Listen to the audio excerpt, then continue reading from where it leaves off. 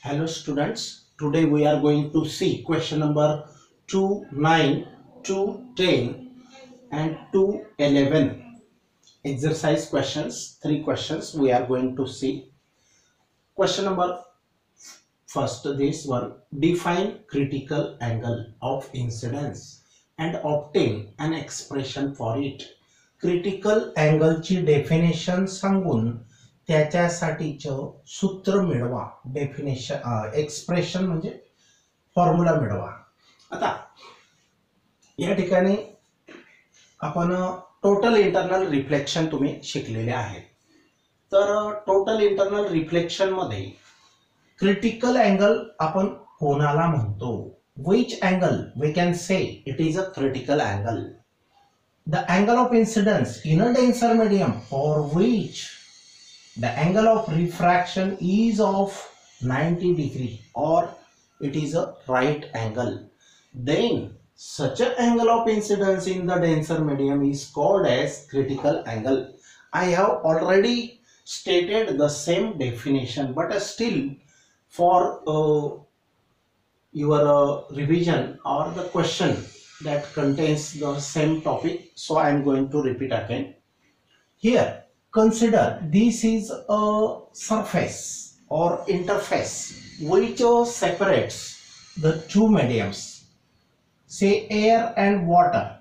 Here two mediums means a rarer medium and another one is denser medium, and the condition for the possibility of the total internal reflection is that the light ray must travel from denser medium to rarer medium, and when this ray makes a particular angle of incidence for which की ज्याच्यासाठी the angle of refraction is of 90 degree or a right angle, then such an angle of incidence in the denser medium is called as critical angle. Critical angle for different materials is different. For water it is different, for glass it is different, or for any refracting or transparent materials it is different. Okay, now let us see the definition. Point number 1, critical angle for a pair of refracting media can be defined as, आता बघा, critical angle for a pair of refracting media. Pair म्हणजे दोन मीडियमची जोडी, आणि ते दोघंही refracting असतील म्हणजे काय, ट्रान्सपरंट असतील म्हणजे काय, light can travel through them, are called as refracting media. Media is the plural form of medium. Can be defined as critical angle for a pair of refracting media can be defined as that angle of incidence, असा angle of incidence in the denser medium. कुठं form होतो, तो तयार होतो denser medium मध्ये, for which की ज्याच्यासाठी the angle of refraction in the rarer medium, तो angle of refraction कुठं तयार होतो, in the rarer medium, is of 90 degree. Such angle of incidence in the denser medium is called as critical angle. Critical चा meaning असा असतो एकदम अटीतटीच्या बाउंड्रीच्या. क्रिटिकलचा meaning काय होतो, एकदम बाउंड्रीच्या, त्याच्या पलीकडे पण चालणार नाही, अलीकडे पण चालणार नाही. आता फॉर एक्झाम्पल, आपल्या एखाद्या नात्यामध्ये एखाद्याचा ॲक्सिडेंट होतो, दवाखान्यामध्ये ॲडमिट होतात, मग दवाखान्याची पोझिशन काय असते डॉक्टर सांगतात. त्यावेळेला आपण त्या पेशंटची माहिती विचारताना विचारतो कशी तब्येत, मग ते जर सांगितलं त्यांनी क्रिटिकल आहे, याचा अर्थ काय होतो, वाचेल का जगेल सांगता येत नाही. ह्याचा अर्थ क्रिटिकल म्हणजे अशी बाउंड्री की त्याच्या अबाव पण चालणार नाही, बिलो पण चालणार नाही, म्हणून पर्टिक्युलर म्हणजे एकदम फिक्स. बर, आता त्याच्यासाठीचं एक्सप्रेशन बघूया. डेफिनेशन समजले की नाही, एकदम सिंपल आहे. असा angle, critical angle for a pair of refracting media can be defined as किंवा डायरेक्ट तुम्ही याला शॉर्ट मध्ये करू शकता. The critical angle for a pair of media is defined as, or you can say that angle of incidence in the denser medium for which the angle of refraction is of 90 degree, then such angle of incidence in the denser medium is called as a critical angle. बस एवढं जरी सांगितलं तरी चालेल. आता let n be the relative refractive index of denser medium with respect to the rarer. समजा denser मीडियमची relative refractive index with respect to rarer medium ही n इतकी आहे. Let n be the relative सापेक्ष किंवा च्यापेक्षा n be the relative refractive index of a denser medium. Denser मीडियमची ही रिलेटिव्ह रिफ्रॅक्टिव्ह इंडेक्स आहे. रिलेटिव्ह म्हणजे च्यापेक्षा, कोणाच्या सापेक्ष किंवा कोण सोबत असताना, तर रेरर मीडियम. मग ते कोणतं जे असेल ते पण rarer with respect to the rarer.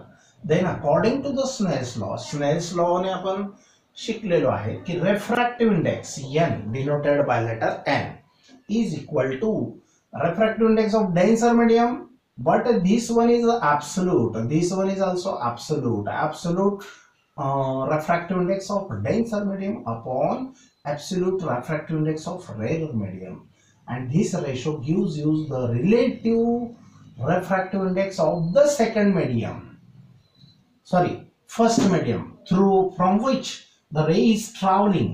Okay, so here sin r upon sin of IC, sin of r upon sin of IC, but this r we know what is the measure, 90 degree. So put the value of angle of refraction, that is 90 degree, and IC as it is, keep as it is. But we know that sin 90 degree is have a value of 1 or is equal to 1. So put the value 1 sin IC upon, sorry, 1 upon sin IC. This is the expression for n. Now if you want to find the IC, that is critical angle of incidence, IC means critical angle of incidence in the denser medium. So we want to find the IC, so transfer this on that side and n on this side. So what happens, n gets divided and sin IC gets multiplied or transferred on this side. Shift them according to the mathematics rules. Okay, now so sin of IC, that is critical angle of incidence, is equal to 1 upon n. This implies that याच्यावरूनच आपल्याला असं समजतं की IC ची value कशी काढणार, transfer this sine on that side. This 1 upon n becomes the angle of sin inverse of 1 upon n. Or you can remember this formula also, same formula, but to find the IC you must have to transfer this sign on that side, so it becomes a inverse. So this one is the final result or the expression. Okay, now question number 2. What are the advantages? आता बघा, हे जे आपण शिकलो याच्यामध्ये तुम्हाला जर का डाऊट असेल तर मला मेसेज करा माझ्या पर्सनल नंबरवर, आपल्या ग्रुपमध्ये नको. याच्यात काही पण नाही समजलं तरी मेसेज करू शकता. बरं, question number 2, sub question number 10. What are the advantages of optical fiber communication over electronic communication? आता बघा, कम्युनिकेशनचा मीनिंग माहिती आहे बरोबर. ऑप्टिकल फायबर काय असतो मागच्या पिरियडला माहिती आहे, आणि इलेक्ट्रॉनिक कम्युनिकेशन काय असतं, आणि या इलेक्ट्रॉनिक कम्युनिकेशन आणि ऑप्टिकल फायबर कम्युनिकेशन यांच्यामध्ये फायद्याचं कोणतं आहे. व्हॉट आर द ॲडव्हान्टेजेस, फायद्याचं हेच आहे ऑप्टिकल फायबर. आता ते बघणार आपण काय ॲडव्हान्टेजेस आहेत. देर आर 6 ॲडव्हान्टेजेस, फायदे. तर ऑप्टिकल फायबर हे फायद्याचे आहे. Then electronic communication. आता इलेक्ट्रॉनिक कम्युनिकेशन काय असतं, पूर्वी एका गावावरून दुसऱ्या गावाला रोडच्या साईडने केबल जायची. त्या केबलमध्ये फोनची वायर असायची, टेलिफोनची. त्याला आपण लँडलाईन असं म्हणायचो. त्याच्यामध्ये कॉपरची वायर असायची आणि त्याच्यावरून इन्सुलेशन वगैरे असायचं.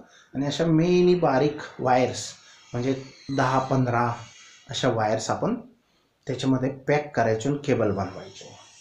तर मग असं जे कम्युनिकेशन होतं म्हणजे transfer of information from one place to another place by any means, that is called as communication. But by means of electronic circuits, then it is called as electronic communication. But what about optical fiber communication? आता बघा, आपण mobile to mobile जे communication करतो, tower, आता हे wireless आहे, इथं वायरचा संबंध नाही. मग हे इलेक्ट्रॉनिक कम्युनिकेशन आणि ऑप्टिकल फायबर कम्युनिकेशन म्हणजे पूर्वी ज्या कॉपरच्या वायर वापरल्या जायच्या त्याला इलेक्ट्रॉनिक कम्युनिकेशन म्हणत होते आणि आता त्यांची जागा ऑप्टिकल फायबरने घेतली आहे. ॲक्च्युअली ऑप्टिकल फायबर हा खूप फायद्याचा आहे म्हणून इलेक्ट्रॉनिक कम्युनिकेशन हे मागं पडलं. आणि आता बघूया आपण what are the advantages of the optical fibre communication over the electronic communication. Okay, now advantages. First, broad bandwidth or frequency range.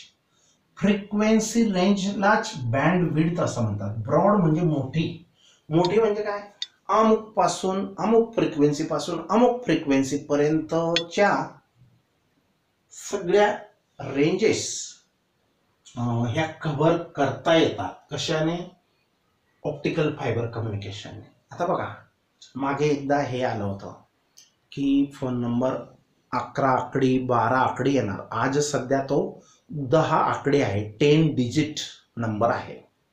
पण असं आलं होतं की मोबाईल धारक म्हणजे those who have their own mobile, तर मोबाईल नंबरची संख्या ही जास्त झालेली होती आणि म्हणून प्रॉब्लेम येईल फ्रिक्वेन्सीच्या. कारण प्रत्येकाची फ्रिक्वेन्सी रेंज ही वेगवेगळी असते.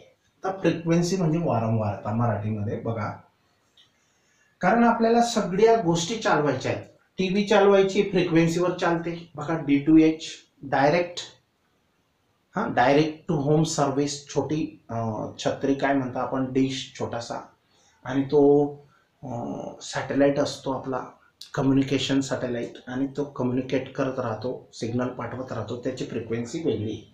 मग आता हे सगळं जे चालत असतं, टीव्ही, मोबाईल, तर हे सगळं फ्रिक्वेन्सीची अमुक पासून अमुक रेंज टीव्हीची आहे, अमुक पासून अमुक रेंज रेडिओची आहे, अमुक पासून अमुक रेंज पेजरची आहे. पेजर पण होता, तुम्ही पाहिला नसेल, मोबाईलच्या अगोदर पेजर चालत होता, मेसेज जायचा फक्त, पेजर. आता असे मेनी इन्स्ट्रुमेंट्स असतात आणि त्यांना मेसेजेसची सिग्नल्सची गरज येते आणि सिग्नल्सची फ्रिक्वेन्सी मेन आहे आणि ती फ्रिक्वेन्सी अमुक पासून अमुक फ्रिक्वेन्सी टीव्हीसाठी राखीव आहे, अमुक पासून अमुक फ्रिक्वेन्सी ही मोबाईलसाठी राखीव आहे. आता बघा, for TV signals a single optical fiber can carry over 90,000 independent signals. आता बघा, जर फॉर टीव्ही सिग्नल्स, हा ब्रॉड बँडविड्थ, मग टीव्ही सिग्नलसाठी अ सिंगल ऑप्टिकल फायबर म्हणजे एकच धागा ज्याची थिकनेस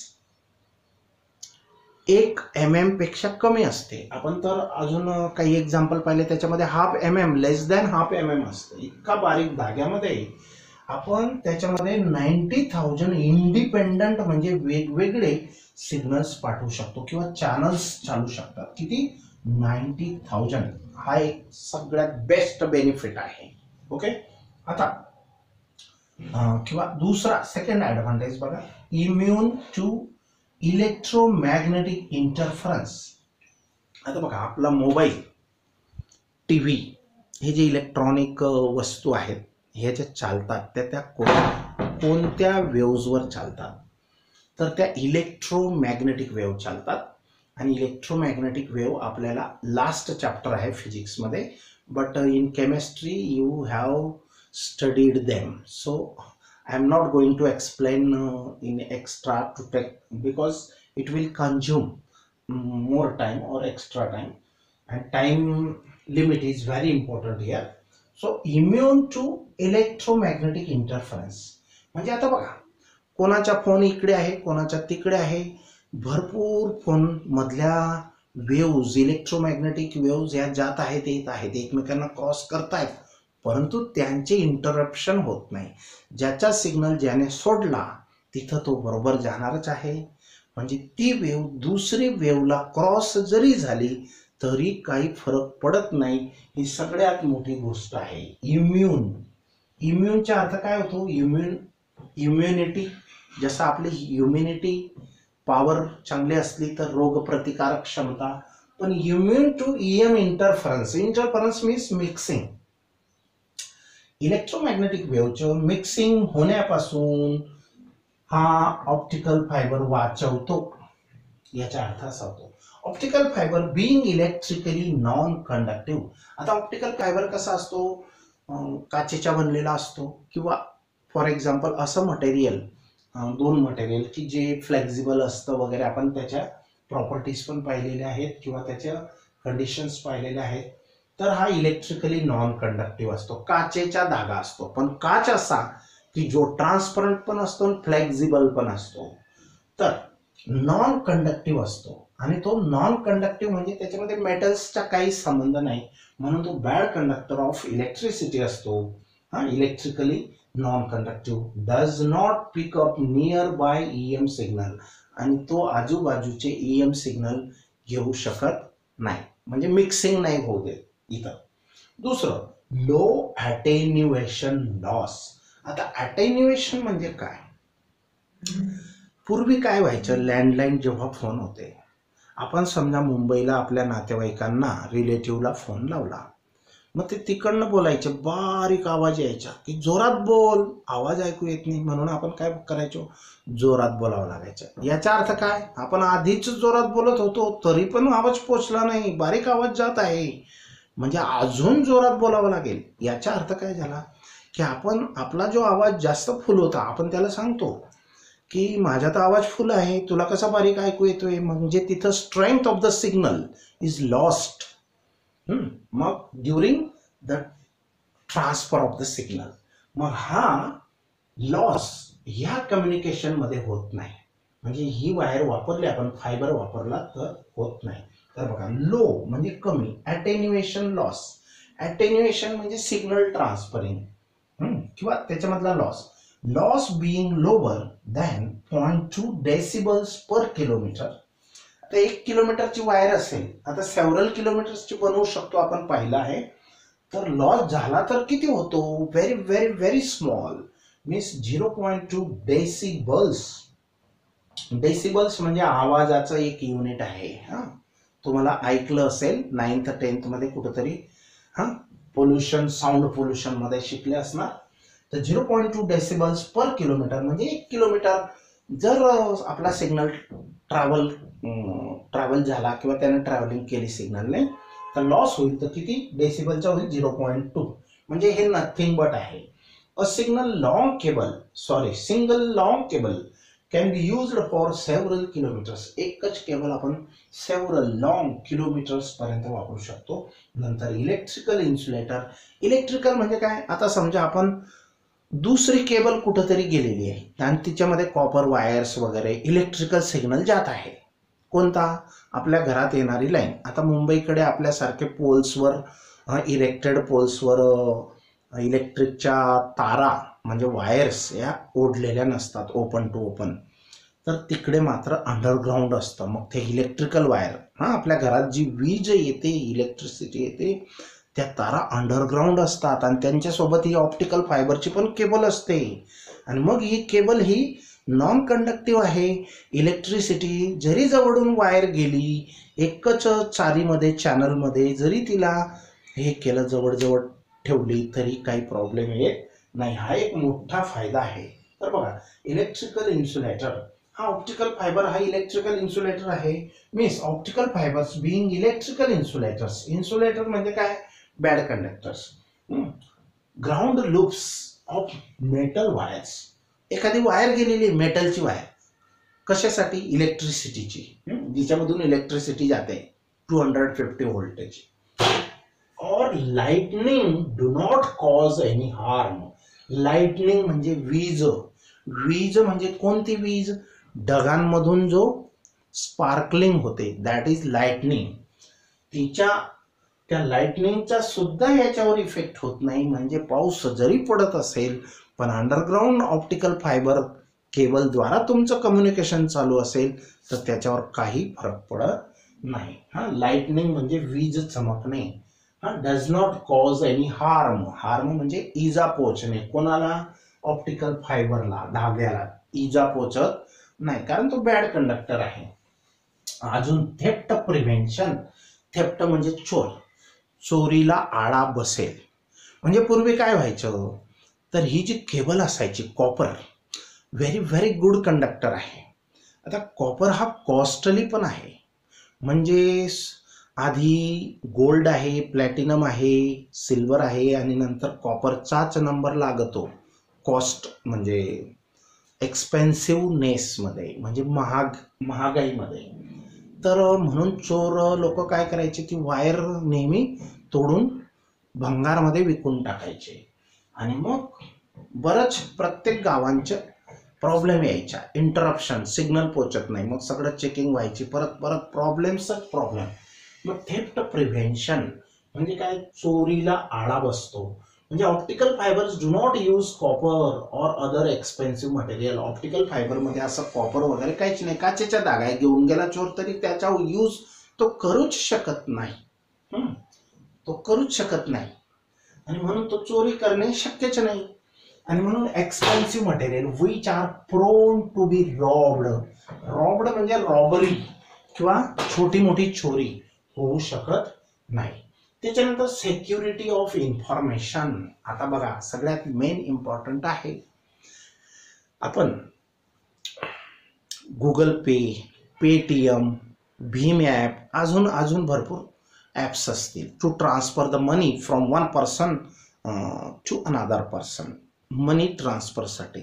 म्हणजे आपण ऐकतो न्यूजपेपरमध्ये की भरपूर चिटिंग होते आपल्यासोबत. कधी कोणाचे इतके लाख उडाले, इतके हजार उडाले, असं आपण बघतो. मग मात्र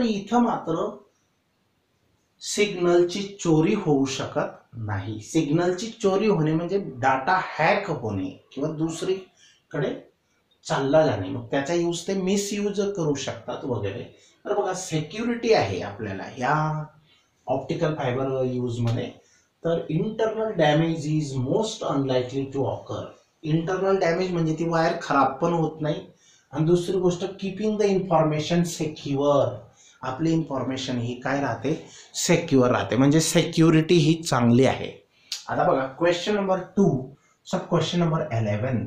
व्हाय आर प्रिझम बायनोकुलर्स प्रिफर्ड? आता बायनोकुलर्स प्रिफर्ड. बायनोकुलर काय असतो? आता बघा, आपण पिक्चर वगैरे मध्ये बघितलं आहे किंवा लहान मुलं यात्रेमध्ये अशी दुर्बीण घेतात. असे लांब पाईप असतात 2 आणि डोळ्याला ते ॲडजस्ट करतात. किंवा पिक्चर वगैरे मध्ये बघतो काय, डोंगरावरून एखाद्याच्या कोणी हे झालेलं असेल, काय म्हणतो आपण, हरवून गेलाय, जंगलामध्ये कुठंतरी फिरतोय, भटकला आहे, मग त्याला शोधायचं काम चालू आहे. मग शोधायचं काम चालू आहे तर बायनॅक्युलर्स वापरतात. बरोबर, त्याला बायनॅक्युलर्स म्हणतात. बाय म्हणजे 2, बायनॅक्युलर्स म्हणजे असे असतात. आता त्यांच्यामध्ये प्रिझम नसतात. आपण जे यूज करतो जनरली ते प्रिझम नसतात. पण प्रिझमवाले जर असले तर ते जास्त आवडतात किंवा चांगले रिझल्ट देतात. तर त्याचं कारण काय आहे ते बघणार आहेत आपण. तर बघा, प्रिफर्ड मीन्स बायनॅक्युलर्स जनरली साधे जे बायनॅक्युलर्स असतात त्याच्यामध्ये लेन्स असतात. लेन्स म्हणजे भिंग, प्रिझम नसतात. पण प्रिझमचे चांगले असतात हे आपल्याला सांगायचे आहे. तर बघा, why are prism binoculars preferred over traditional binoculars. Traditional म्हणजे पूर्व परंपरागत आलेले कोणते लेन्सवाले. Describe its working in brief, त्याचं वर्किंग पण सांगा. आता बघा सिंपल आहे. Traditional binoculars use only 2 cylinders. हे 2 सिलेंडर आहेत. ट्रॅडिशनल बायनॅक्युलर्स मध्ये 2 सिलेंडर वापरले जातात.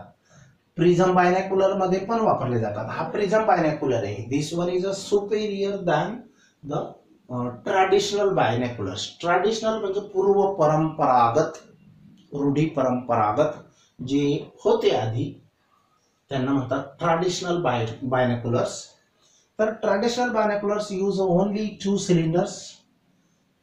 Distance between 2 cylinders can't be greater than than that of 2 eyes. दोन डोळ्यांचं जे अंतर आहे त्याच्यापेक्षा हे अंतर जास्त नसतं. ते पाईप सरळ सरळ असतात ट्रॅडिशनलचे.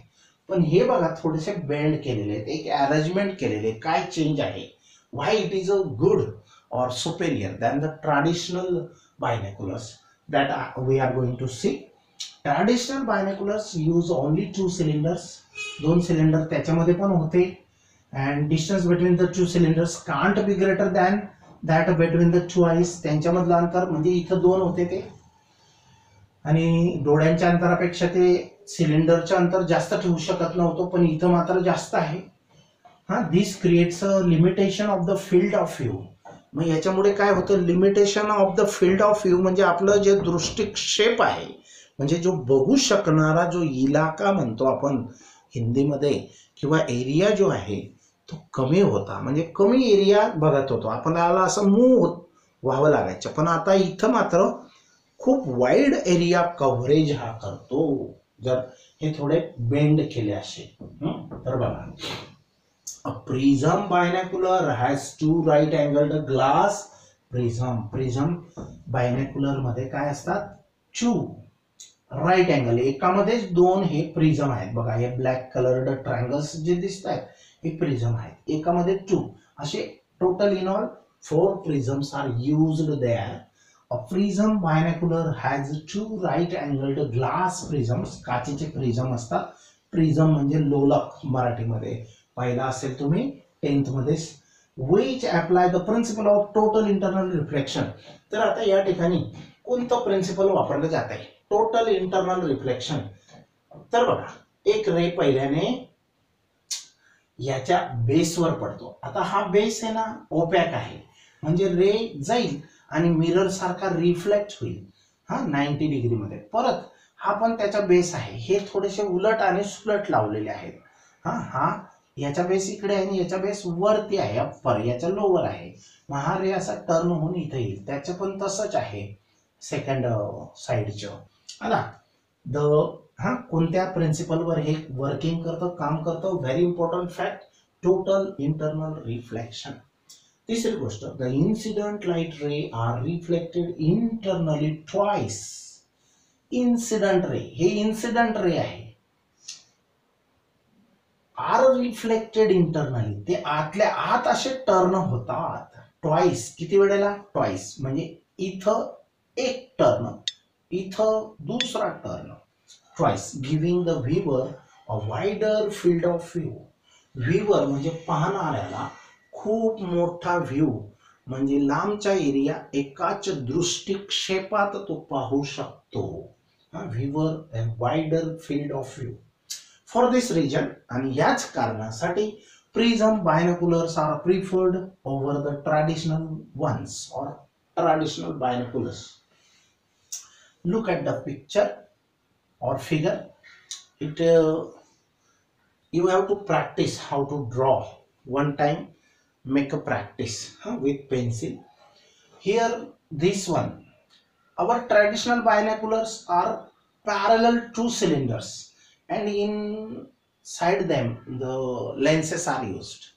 But here 2 cylinders are big one to keep the prisms, and 2 cylinders are small, but they are bent in such a way that the distance between these small cylinders is average distance between our eyes.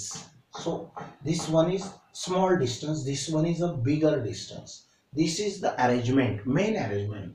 Why these prism binoculars are good than the traditional ones. Okay. So average distance between two human eyes is generally kept here. Here 1, 2 prisms and 3 number 4. 1, 2 and 3, 4. 4 prisms are used here. Here wider range is created. So how it works? Let us see. The prism binoculars uses 4 isosceles right-angled prisms. Prism binoculars मध्ये 4 isosceles. Isosceles means what? Whose two sides are same. Isosceles triangle is a type of triangle, you know. Equilateral triangle, isosceles triangle and scalene triangle. समभुज त्रिकोण equilateral triangle. Isosceles म्हणजे समद्विभुज आणि विषमभुज म्हणजे स्कॅलिन. Okay. मग हा कसा असतो? दोन साइड याच्या सेम असतात आणि हा तर हायपोटेन्युस असतो. मग असे प्रिझम वापरले जातात आयसोसेलेस. किती? 4 राईट अँगल्ड प्रिझम्स यांना म्हणायचे. राईट अँगल्ड म्हणजे इथं जो अँगल आहे हा अँगल, हा अँगल, हा अँगल, हा अँगल हे 90 डिग्रीचे आहेत. Right angled prisms of material having critical angle less than 45. आणि अजून असं मटेरियल वापरलं जातं की ज्यांचा क्रिटिकल अँगल IC ची व्हॅल्यू 45 यायला पाहिजे. असंच मटेरियल जर वापरलं तर व्हेरी गुड वर्किंग त्याच्यात. तर बघा, the prism binoculars have wider input range than the traditional ones. Traditional binoculars पेक्षा प्रिझम बायनॅक्युलर्सची ही रेंज म्हणजे जास्त एरिया ते कव्हर करतात. ओके. पाहण्याच्या the light rays incident on the prism, हे light rays incident on the prism, या prism वर ते काय झाले? इन्सिडेंट झाले. बघा, direction is shown by the arrows. The light rays incident on the prism binoculars first get total internally reflected. First get total internally reflected, reflect झाले by the prisms 1 and 4. आता first reflection कोणी केलं? ह्या प्रिझमने, number 1. इथं first reflection कोणी केलं? Number 4. म्हणजे 1 आणि 4 काय करतात? First reflection. आणि सेकंड आणि थर्ड काय करतात? Second reflection. तर बघा, the light rays incident on the prism binoculars first get total internally reflected by the prisms 1 and 4, and then these reflected rays undergo another total internal reflection by prisms number 2 and 3. Second, another means secondary reflection to form the final image. Here we can get the image. So this is what is about the binoculars, prism binoculars, which are superior than traditional binoculars. Now we'll stop here.